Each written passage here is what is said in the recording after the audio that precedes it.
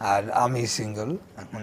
জানি না এটা নিয়ে কি ইশরাকের জন্য পাত্রী খুঁজবো, হোপফুলি এখন হবে আর কি, আশা করা যায়। ইশরাক হোসেন, আমি এবার একটু সবার ব্যক্তিগত জীবন নিয়ে কথা বলতে চাই। রাজনীতিবিদদের তো অনেক সময় দিতে হয়, সো ব্যক্তি জীবনে কোনো প্রভাব পড়ে?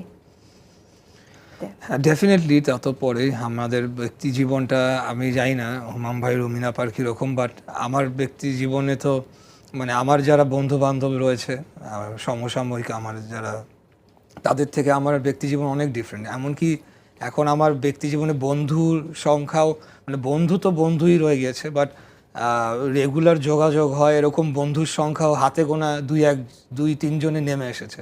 আগে যেটা অনেক ছিল, হয়তো 10-15-20 জন নিয়ে আমরা প্রতিদিন, মানে একটা টাইম ছিল যখন রাজনীতিতে আসার আগে প্রতিদিন আড্ডা দেওয়ার একটা রেওয়াজ ছিল, যে সন্ধ্যাবেলা বা আমরা বিকালবেলা কোচিংয়ের পরে বা ইভেন আফটার এডুকেশন পরবর্তী সময়ে আমরা বসে আড্ডা দিতাম। প্রতিদিনই এটা করতে হবে এবং অনেক সময় লেট নাইট পর্যন্ত।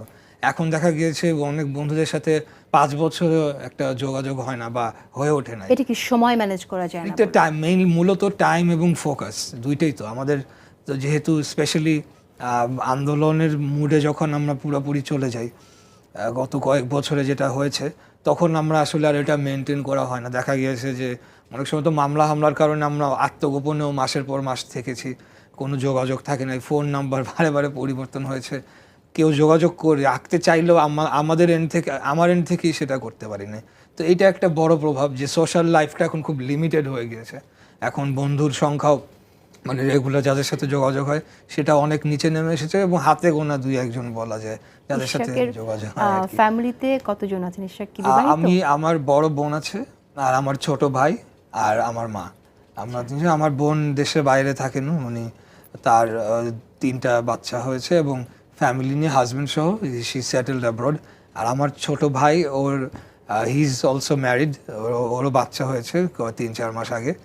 আর আমি সিঙ্গেল এখন। জানি না এটা নিয়ে কি ইশরাকের জন্য পাত্রী খুঁজবো।